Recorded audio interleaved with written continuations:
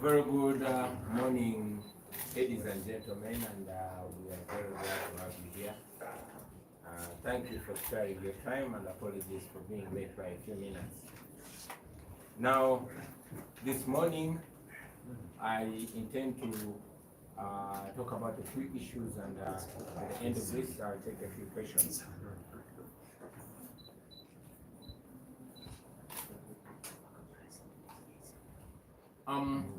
Today I want to address the issue of the sanctions as a tool against impunity in Uganda. And I'm talking about the international sanctions. Friends, the reason why we always call for sanctions against General Museveni and his officials, and why we celebrate whenever those sanctions are implemented, can only be summarized in one word: impunity. We live in a country where the regime has effectively captured, undermined, and destroyed all mechanisms that can hold officials accountable. They are no longer accountable to anybody for as long as someone is connected to the regime. No one can hold them accountable for their wrongdoing. I mean, let's take an example of Anita Among, the Speaker of Parliament. She embezzles billions of taxpayers' money, and the evidence is actually presented to the public, but nobody can do anything. Instead of calling her to account, General Museveni comes out to defend her, to protect her, and to support her.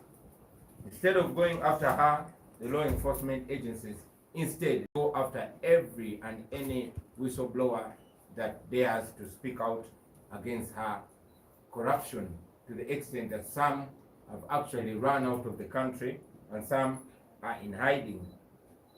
That is impunity. You all remember the students that tried to protest against the theft of the iron sheets that were meant for Karamoja.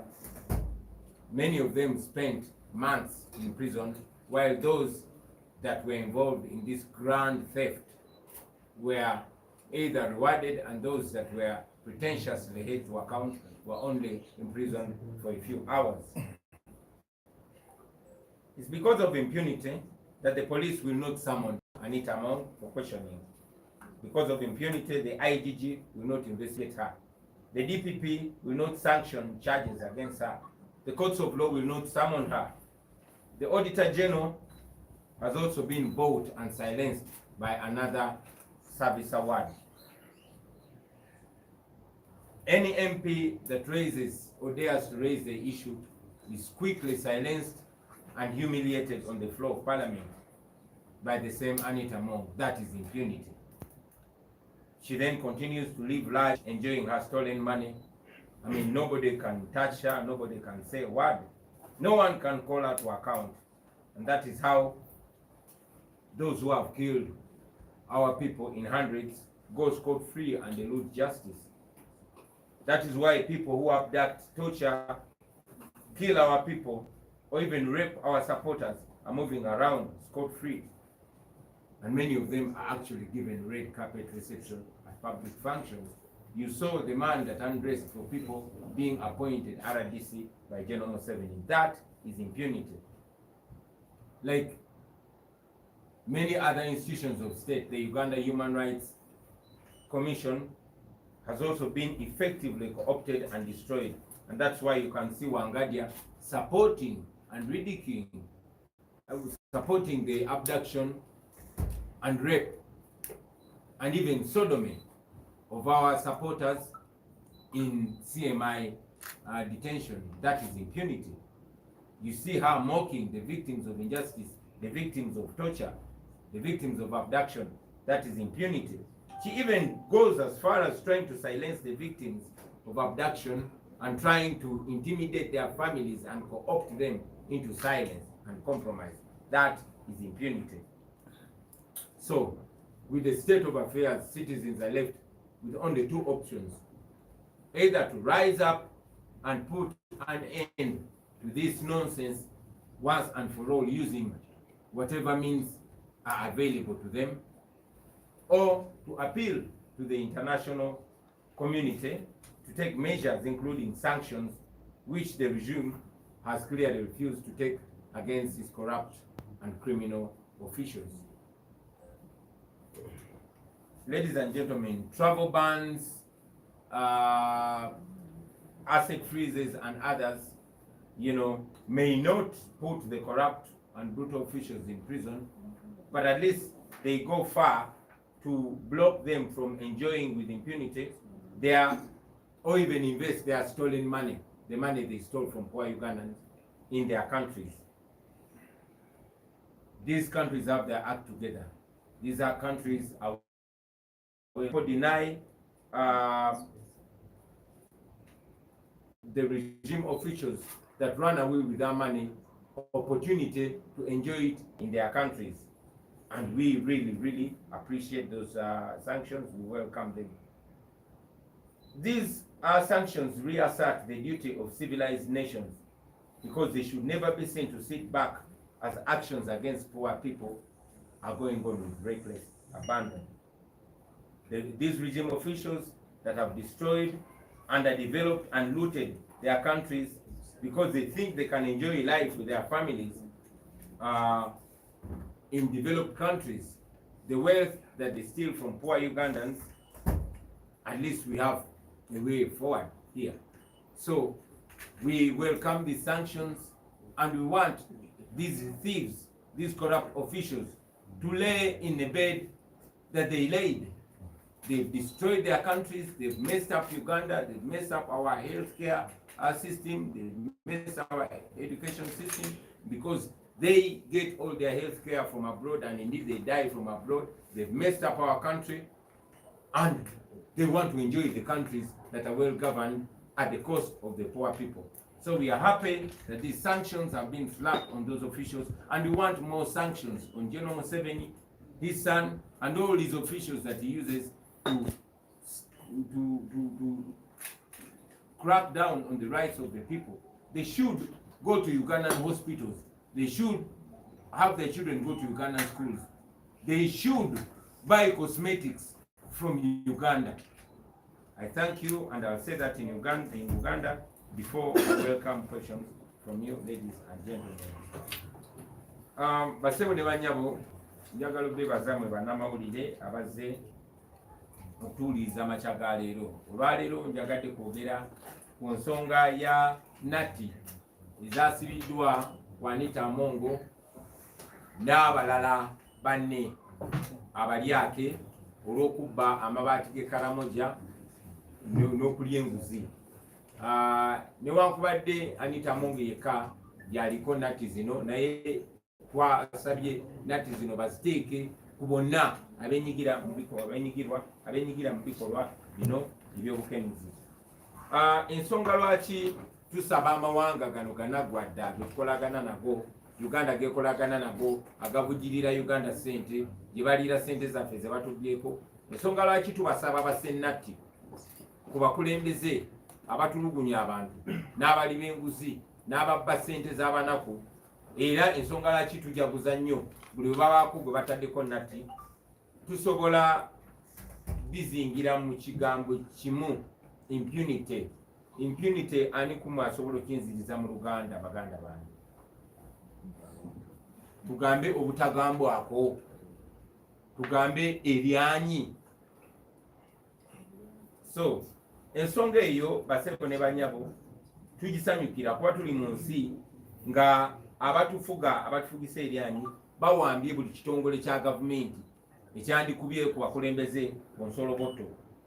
Tewali asobola bagambako, naddala abo bagamba n'obo, abo abali connected, tewali asobola bagambako. Ekyokulabirako wano ekyamangu ye Anita Amongo. Anita Amongo anyaguludde ssente z'omusolo mu buwumbi, mu billions, nga tewali asobola mugambako. Evidence weeri, obujulizi bwe buli ku social media bonna, buli mu public. Wabaddewo Uganda Parliament Exhibition ng'eraga obubbi obugenda mu maaso Anita Amongo bwakulembedde mu Parliament, naye tewali asobola mugambako. Mu kifo ky'omubagambako oba okukola ng'omukulembeze bwe yandikoze, Museveni mwamulabye bwe yavuddeyo yawaanye bawaane, bwe yavaayo okwogera ku byenguzi yawana bwanya Anita Amongo yamu defendinga ku defendings nampromotinga nomupromotinga mu kifo kya ebitongole ebikwasa empisa okugamba kwa Amongo bonna batya abakumi b'amateeka abapoliisi n'ebitongole ebikwatagana ku nsonga eyo bonna bamutya.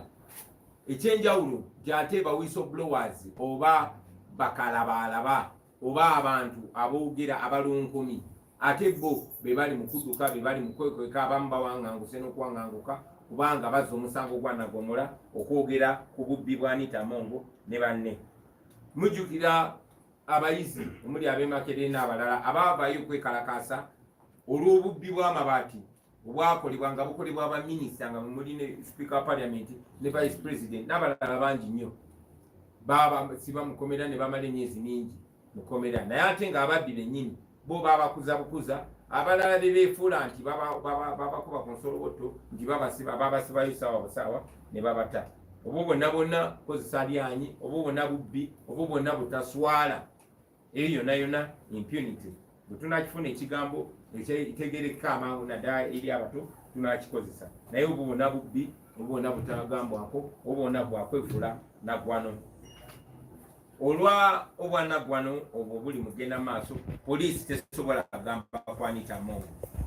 Inspector General of Government IGG tasobola kumunoonyerezaako nakubaako kyamugamba. Auditor General obw'omubalirizi wa gavumenti asirise ate oyo bayongedde ne bamuvubika omugaati mu kamwa gwe bayita service award naye bamuguze naye yasirise. Amakooti tegasobola kuyita Anita Amongo ayitebye. DPP tasobola kugula musango kwa Anita Amongo kubanga bonna bonna babasirisa babakakanya. Omubaka wa parliament yenna agezaako okusitula eddoboozi lye okwogera ku bubbi obukulemberwa Anita Amongo. Mulabye ebyo bamukola bamusirisa bamuvuvuba bamuswazaswaza bamunyooma. Mwalaba Anita Amongo ng'agamba Honorable Ssekikubo ng'agamba nti byayogera nonsense bya kigwagwa. Obwo bonna bwanaggwano eyo yonna impunity egenda maaso mu Uganda yaffe. So Anita Amongo agenda maaso okweyagala mu ssente ze, agenda maaso okugula buli kyabbeeyi, agenda maaso okunyumirwa ssente zabbye mu Bannayuganda nga bwazisipendinga ebweru w'eggwanga bwazinvestinga ebweru w'eggwanga n'ebirala ebikwatagana ku nsonga eyo. Tewali asobola mugambako yensonga lwaki n'abo abatemudde abantu baffe ebikumi n'ebikumi bali free batambula teri abagambako batuuka ne ku mikolo gya gavumenti babateerawo red carpet. N'abakoze ebyobuwemu ebiswazi ebisingira ddala mwalabye omusajja yavaayo n'akunamira eggwanga naye nga Museveni yamukuzizza n'amufuula RDC owewaffe Gomba. Bwe obutagambwako obwo bwanaggwano obuli mugenda maaso mu ggwanga lyaffe Uganda. So n'okufaananako ebitongole byonna byonna ebiwaliddwa ne byonoonebwa n'ekitongole ky'eddembe ery'obuntu Uganda Human Rights Commission nakyo kyawambibwa ne kyonoonebwa. Mwalaba mukyala wa Ngadya nga yamu kubawagira okuwamba abantu, y'omu kubawagira okubuzaawo abantu n'okuleepinga abakazi n'abasajja okubasiyaga nga babasiyagira mu CMI. Mwalaba abamu abaavaayo ne bakyogerako Wangadya nga yabalemesa. Wangadya yavaayo n'agamba n'okugamba nti abantu abaawambibwa famire zaabwe nga zivuddeyo n'agamba bo tebaliyo bakiwani. Kakati ebyo kye bayita impunity basebo ne bannyabo. Wangadya ssentebe oba nantebe w'akakiiko ak'eddembe ly'obuntu ate ye kennyini yagezaako n'ogezaako okugulirira famire zaabo ab'abantu abaawambibwa n'obbatiisatiisa okusirika okulekeraawo okwogera ku nsonga eno. Obwo bwanaggwano eyo impunity basebo ne bannyabo. So mu mbeera eyo Abannayuganda baba basigaza ebyokukola bibiri byokka, either kwekumamu omuliro bakozese embeera yonna yonna gye basobola okustopinga bino ebigenda maaso n'okwegubako bano ababbi. Ekyo kiba kiganye nga bwe bagezaako kiremesa nga bakozesa emmundu nga bakozesa ettemu. Ekyokubiri kiba kyakutuukirira oba kusaba agamawanga ge tukolagana nago international community ng'ate ge mawanga agavujjirira gavumenti ya Museveni ssente ge gayimirizaawo gavumenti eno kwe kugasaba okubaako kye gakola obutawagira bikolobero biri mugenda mu maaso mu ggwanga. So twagala mumanye nti okuba gano okugenda mu mawanga gano okuwamba ebyobugagga byabwe n'ebyabantu baabwe kiyinza obutateeka bano ababbi n'abatemu mu makomera, naye ate kiyambako kubanga kibalemesa okugenda mu mawanga gano gye batereka sente zaffe gye bainvestinga sente zaffe okuzinyumirwa. Bwe banga Uganda bwe buliri bwabwe babwebakemu nga bwe babwaze. Twagala babeere wano e Uganda, bagende mu malwaliro gaffe, batambulire ku nguudo zaffe, bizinesi bagikolere wano, n'ebizigo nabyo babigule mu Uganda. Njagala bebaza olw'okumpuliriza era ngenda kubasaba abalina ebibuuzo mubimbuuze basebo ne bannyabo mwe balinyo mwe bali. Yes, morning, we are having 30 minutes, so kindly let's be smart. Shoot your question, then we can answer. Yes, Solomon. Richard. All right, sorry. Yes, Honorable, did you say the sanction currently on Among and the team is fruits of your continuous work as an opposition party? We are taking 5 yes, and then. Honorable, 2 questions from me. The first is... Wait. Yes, please go ahead. The first is, there have been questions from the general public, especially when there was an uproar on the alleged, which you, the opposition, have confirmed to be corruption in parliament. We, however, haven't seen the body of opposition coming up to ask the Speaker of Parliament to step down on the allegations. We've seen in other countries like South Africa, it has happened, and the Speaker is in court. How come the Ugandan opposition hasn't done the same? The second is, you seem, and it has been quite evident, that many of the channels of asking for human rights accountability, say the human rights bodies, courts,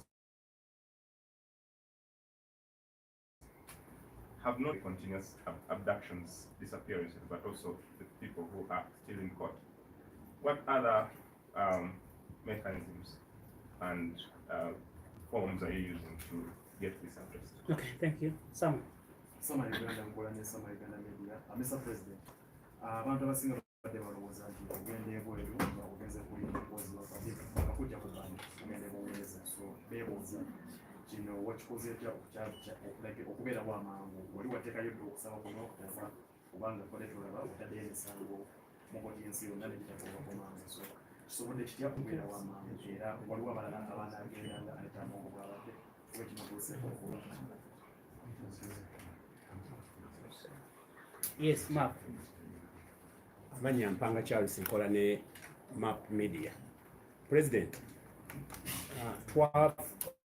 twalabye envumbo eyateekeddwa ku Speaker wa Parliament ne ba ministers abamu. Bannayuganda beesunge nti entegeka yonna weeri ey'okuteeka ku General Museveni envumbo. Okay, let's first have those answers, then we come for the second one. Thank you.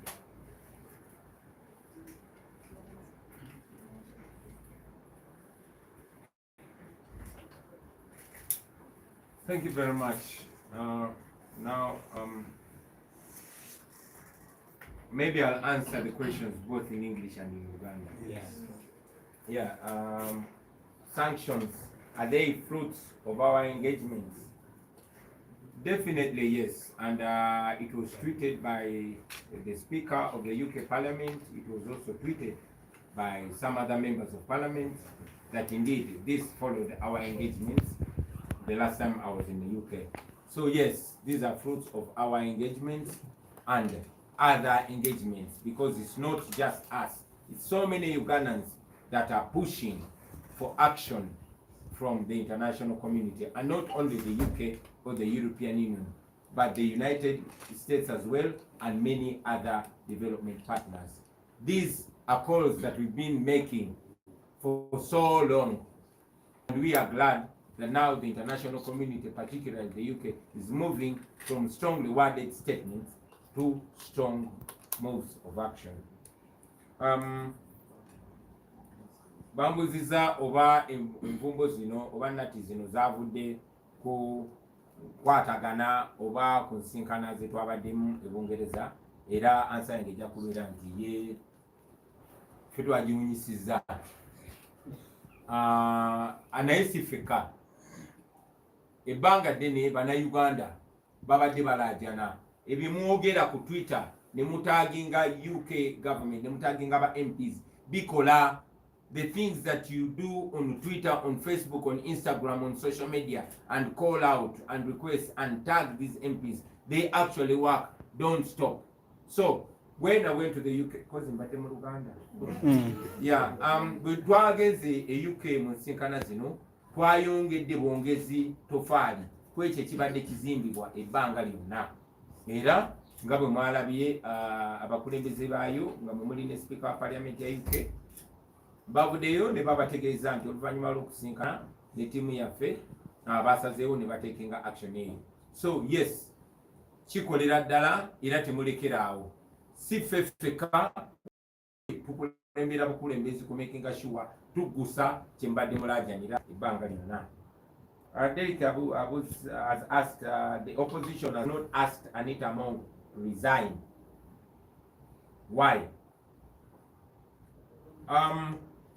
That actually is not true.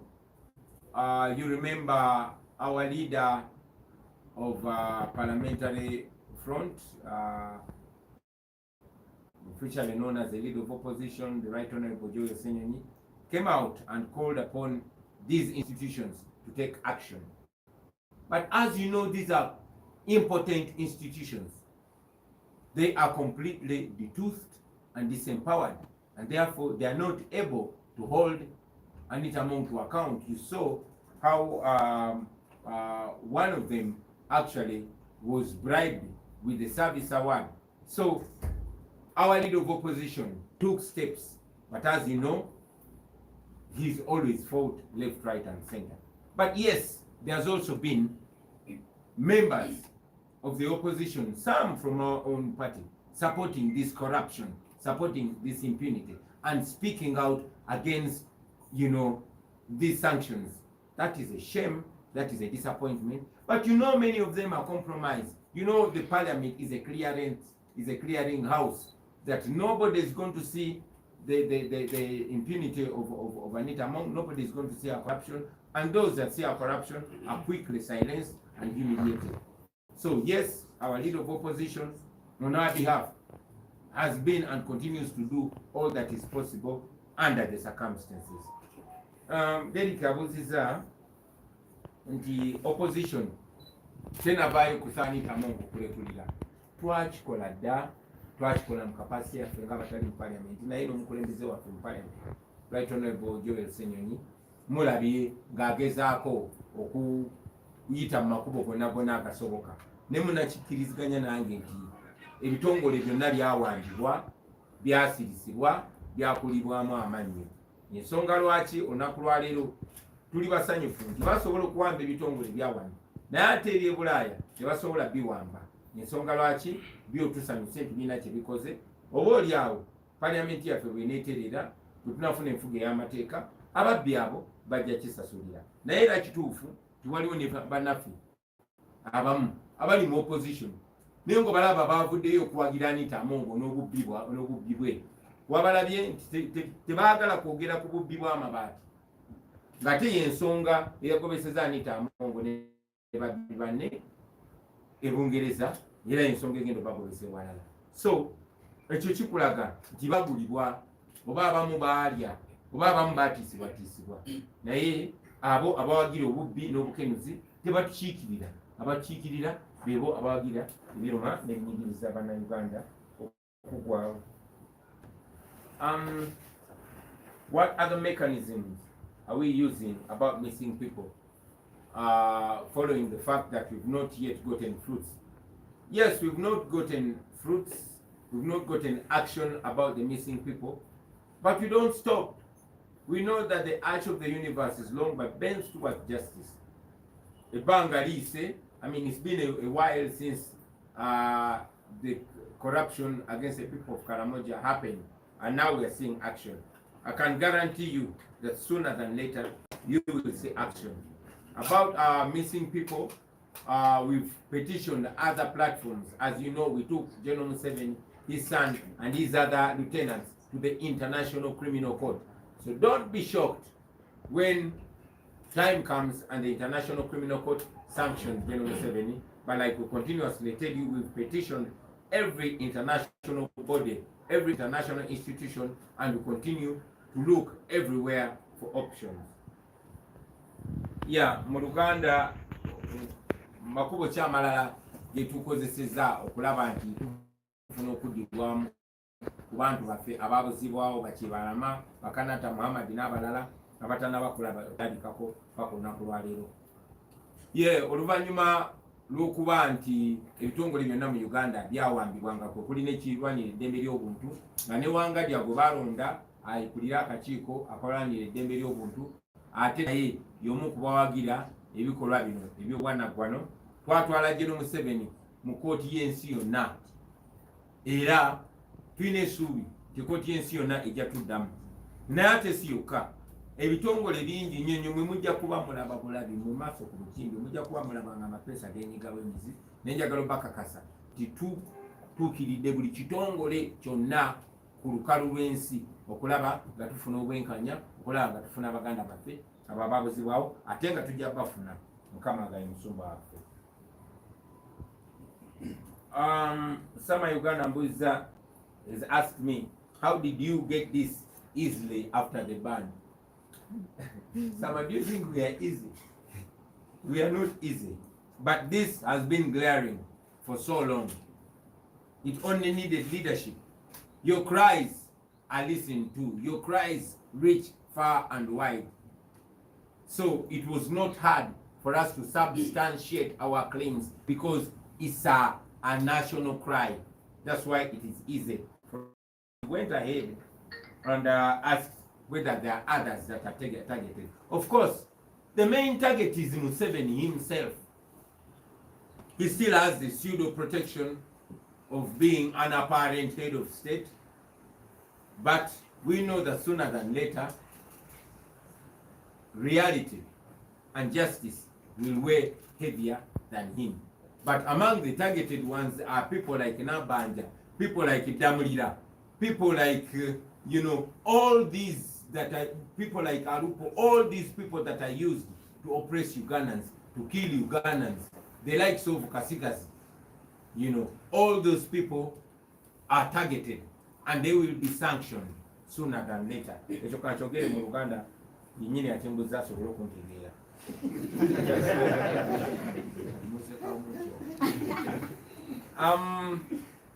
Sama abuuzizza nti kino twasobodde kifuna tutya, twasobodde tukifuna amangu, kwe kugendayo, kwe kubalaga, kwe kwogera oluzungu, kwe kusenatti, twasobodde tukifuna amangu. Sama tetuli banjawulo ku bannayuganda balala bonna, naye ansa zino oba ebikolwa bino twasobodde bifuna amangu kubanga okusookera ddala tetuli ba bulijjo. Ife bali naye ate ng'ogyeko n'ekyo njagala mmanye nti okuyaayana kwammwe kuwulirizibwa, okukaaba kwammwe kuwulirizibwa. Posti ze mukola ku Facebook ne mutaginga zi gavumenti zino za European Union, eza UK, eza America bikola. Zi tweet ze mukola ne mubasaba okussa envumbo ku bantu bano zikola. Kati ffe okutuuka meetings zino twasikubyeko bukubi kafuufu kubanga omulimu ogusinga mwe bannayuganda mugukoze mwe abali wano ne bannaffe abali mu diaspora. Temulekera okukozesa social media, nawuyo ate abo be batono atubuuza notubuuza nti baani abalala abali targeted.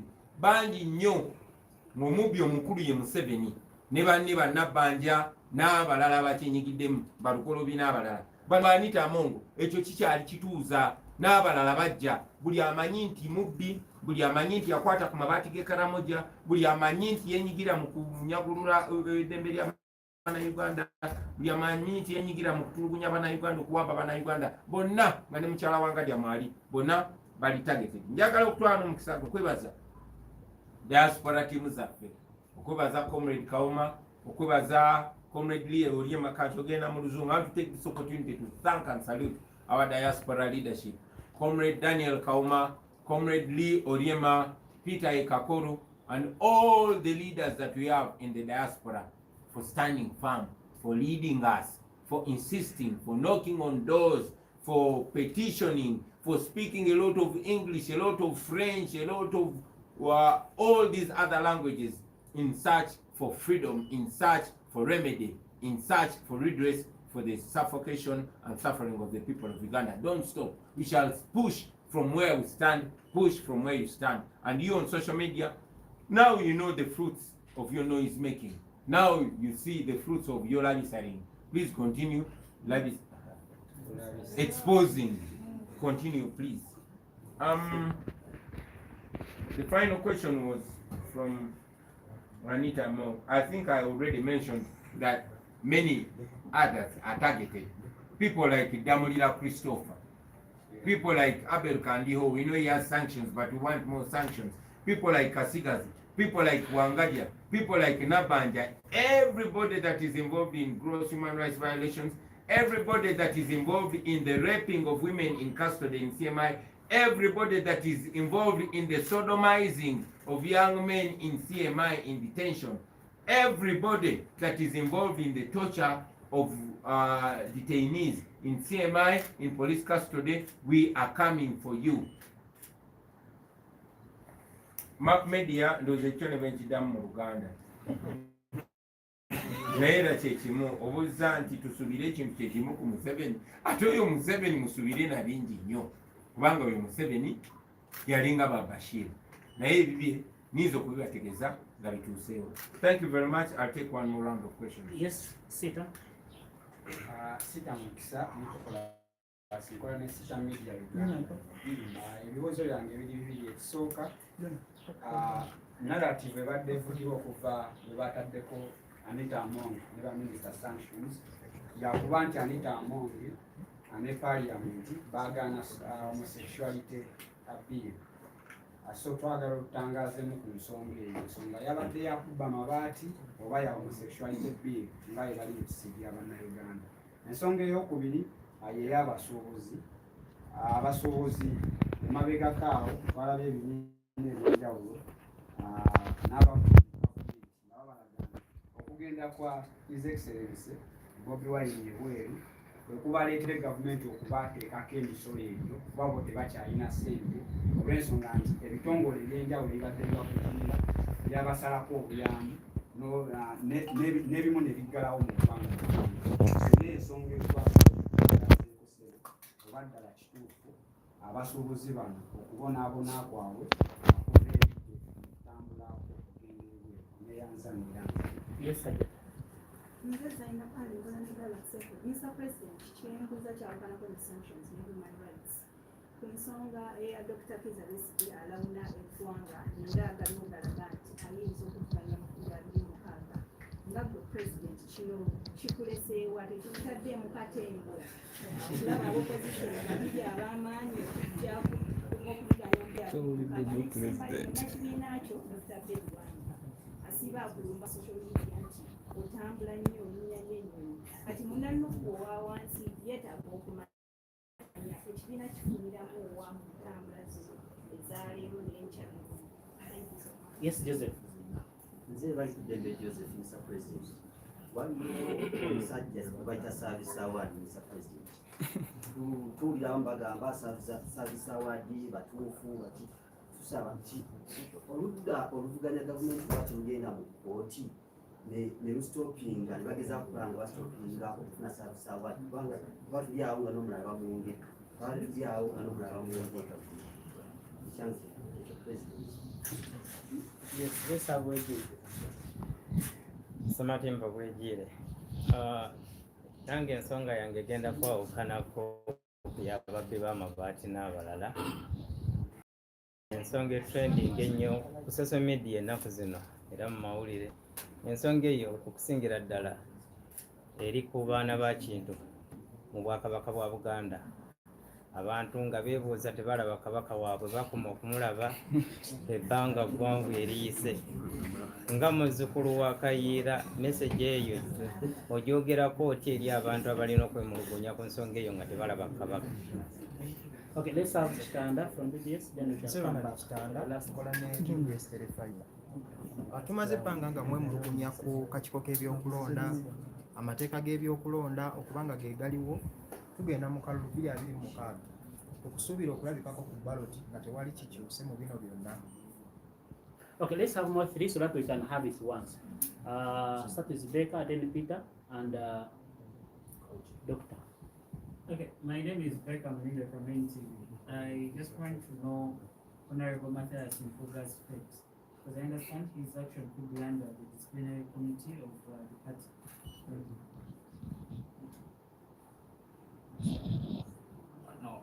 My name is Peter Serugo from Daily Monitor. My question is a supplement to standards, electoral reforms. Please, I remember very well that you are pushing electoral reforms as one of the conditions before you go into the next elections. But again, we are seeing you people ganging up and campaigning, showing that you are getting ready for 2026. Nothing has changed. So how far and what are those reforms that you want in place? Okay, we are ending with Nasa and Kaucha. Yes, Nasa. Nasa from Baba TV. Twalaba essaawa zino minisita w'abaana n'ensonga z'abavubuka balambulagagali nga basaba lisiti y'abantu be mwagala okununula bave mu makomera n'abo abaabuzibwawo nga tebalabikako nemugimuwa. Tutwale nti step gye yazeeko ey'okubasaba muwandiika ekiwandiiko muteekeko emikono igwe general secretary ne leader of opposition business mundakkiriza okusayininga ekiwandiiko kino oba ali mu palapase atwaliriza budde ng'abasinga bwe mukyogera. Mr. President, Dr. Ezani, Organizing Chagrai. The Obuddeko National Platform, Doctor?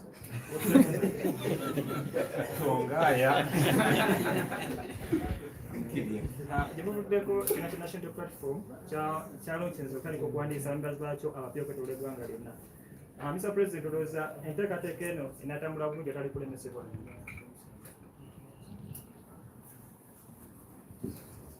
Okay, thanks. That makes our last bunch of questions. Let's have the answers, then we end our press conference.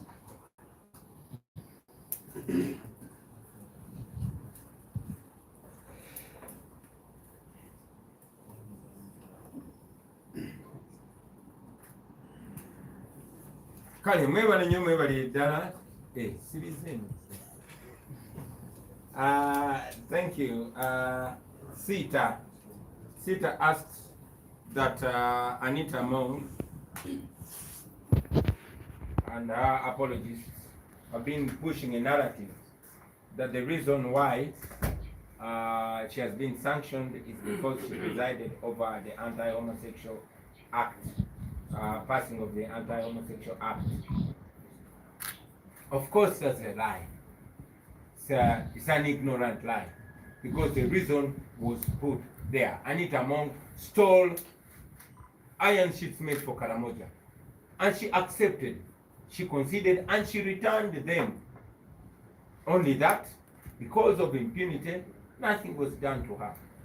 Others were arrested, but freed, and the public was ordered, especially you, the media, ordered to stop talking about that matter. That's impunity. I want to ask the mover of that law, the one that presented it was Honorable Asumani Basariho. Why is he not sanctioned? The one that seconded it was Honorable Jonathan Odu. Why wasn't he sanctioned? As a matter of fact, I saw Honorable Odu supporting the sanctions, but he, like many other Ugandans, said it shouldn't be only Anita Mong. It should be everybody else, and we agree with him. And we've told you that Among is only the beginning. the wheel of justice might grind slowly, but it surely grinds ultimately. So that is an absolute lie, but I mean, that is what this regime is known for.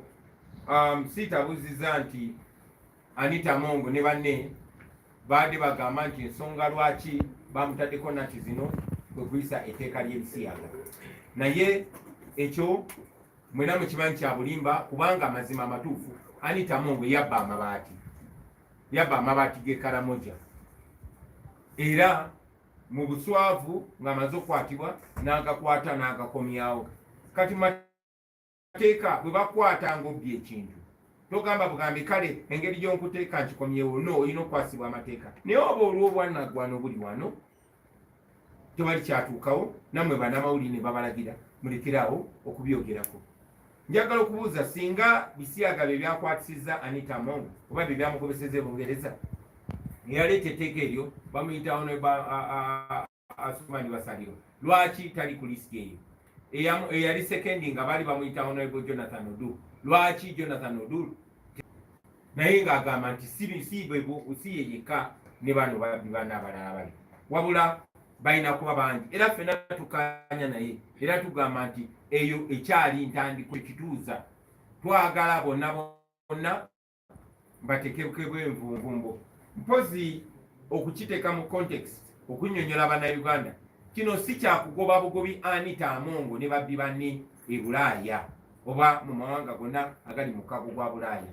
Nedda, kino kyakumuteekako nvumbo na kuwamba byabugagga bye n'abantu be byonna byakoze ne bya inve Bulaaya. Balina amayumba mangi e Bulaaya, balina ebyobugagga bingi e Bulaaya, naye nga babibba mu sente zaffe wano. Kaakati waliwo etteeka libagiriyita Global Magnitsky. Etteeka eryo likwata abo bonna bonna abenyigira mu bulyake, mu kutyoboola eddembe ly'abantu n'okulya enguzi, era lirumira ddala okuva mu kubagana okuyingira mawanga ago, okweyagalira mu byobugagga by'amawanga ago, naye gawamba n'ebyobugagga byabwe ne gabisaako envumbo. Gavumenti ey'abantu bwe neeyingira mu buyinza, ebintu ebyo nga bidde eby'eggwanga.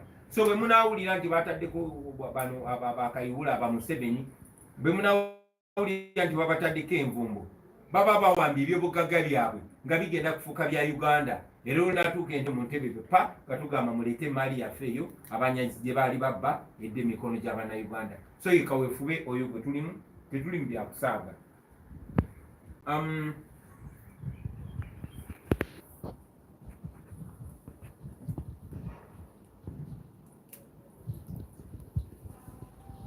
Waliwo abuuza nti waliwo n'enjogera egamba nti ebyo byabadde byakoleddwa olw'okugenda kwange ennyo e Bulaaya n'okusinkana n'ago amawanga n'abakulembeze b'amawanga ago Uganda gekolagana nabo, naddala ago agabadde gasinga okubugirira gavumenti ya Museveni ssente. Ye kituufu, ate si nze nzekka, ne bannaffe abalala abo ababeerayo mu diaspora abakola emirimu egyo nga tetuliyo, naye nange bwe ŋŋenda mba ngenze kuteekako sitampu. Waliwo enjogera gye baadde bagezaako okugamba nti abasuubuzi okubonaabona kwabwe kwavudde ku nnatti eziteekebwa ku babbi, ku bantu abababba. Ekyo mwe temulaba nti kyabwewussa?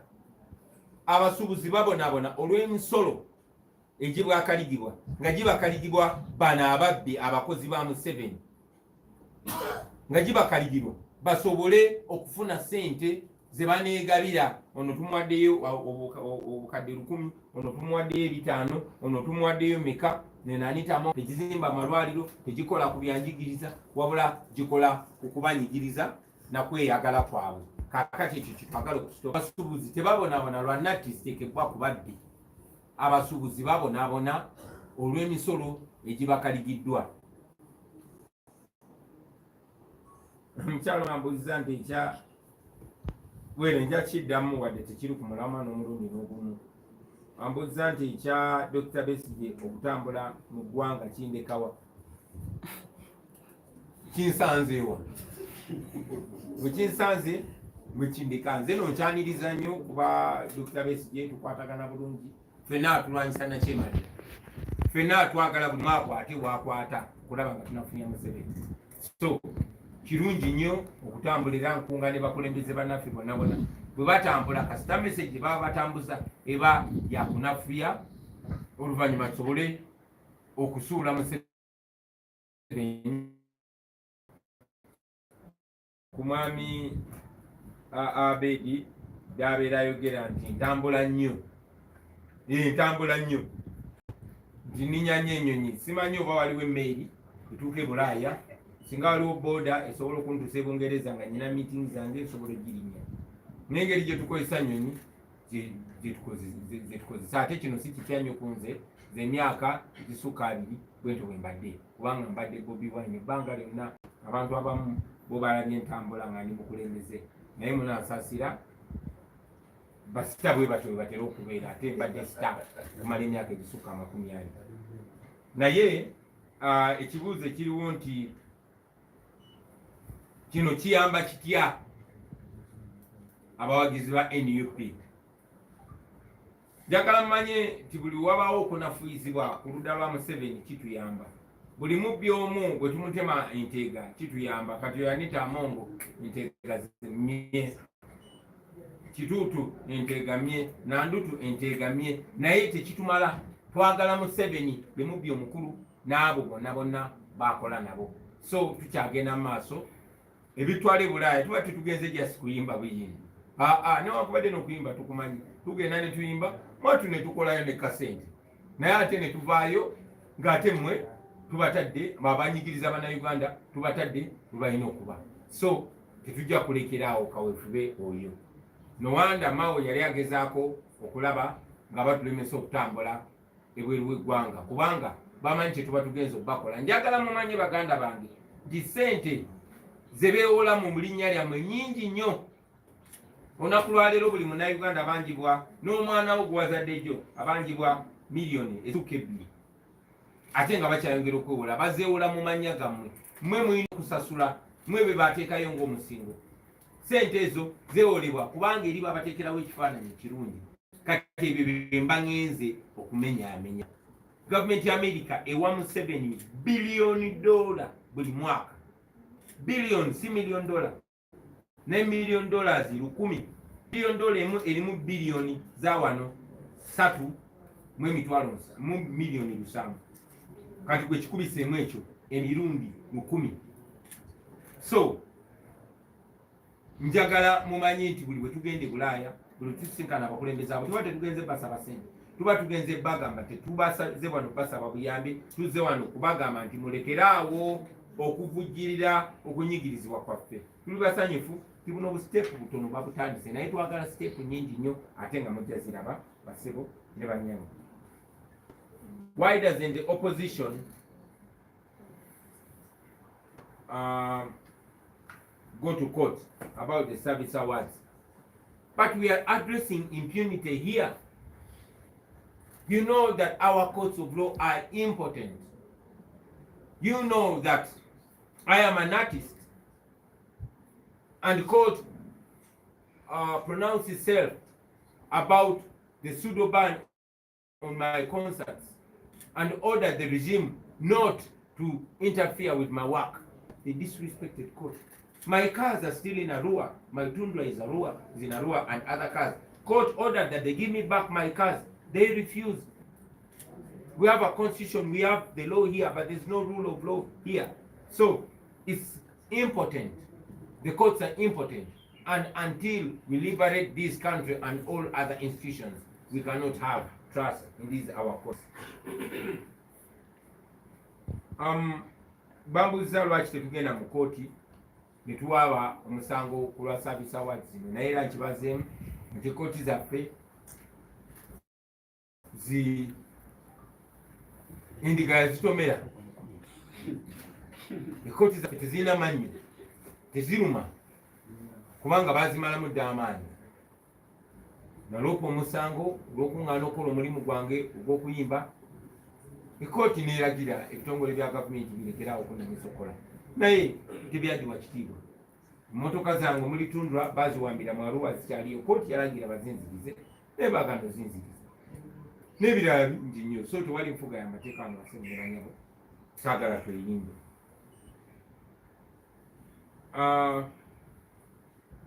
Kino bakibuuza mu Luganda era nja kidda mu Luganda. Ssematemba Bwegire ambuzza nti awulidde okuyaayana kungi nnyo ng'Obuganda bwebuuza ku nsonga za Ssaabasajja Kabaka. Nga bw'omanyi nti obuvunaanyizibwa bwange tebukoma waffe Buganda yokka, wabula bugenda mu Uganda yonna, era ebitundu bya Uganda yonna mbitundira kyekimu era ndiwa ekitiibwa kyekimu, naye era nange kinkwatako. Naye waliyo abakulembeze abatwala Obuganda era abavunaanyizibwa ku nsonga eyo. So nange nja kweyazika ebigambo bya Medi Nsereko ugambe nti buuza Mayiga.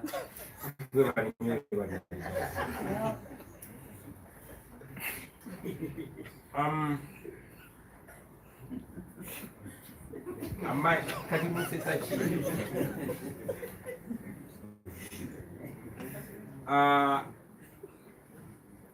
Are you coming back in 2026? I am here. I was elected as president. I am the incumbent. Thank you very much. I hesitate to keep repeating myself, but I also know that there are those that are many times tasked to ensure that I put the names of some politicians in my mouth to give it importance.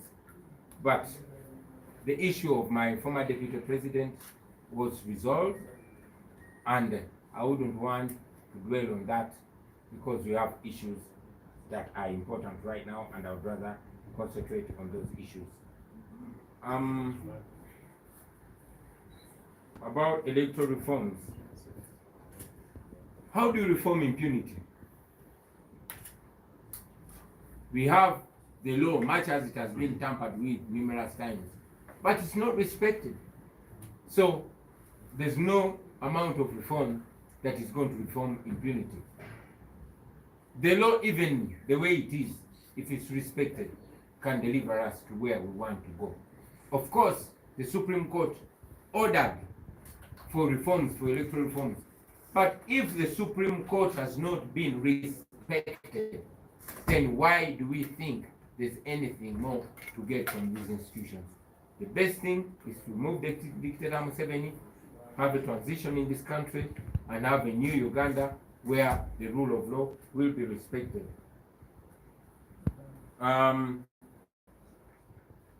Yes, we cannot hesitate to talk about the next election because Museveni fears elections, and every day he sees us moving towards the election, and biology favors us, the law favors us, morality favors us, and age favors us. That is why he is trying to use all ways to scrap the election. We are not sure that we'll have an election because Museveni fears taking on anybody, especially myself, in an election. But if we are to go into any election, it will be a protest vote.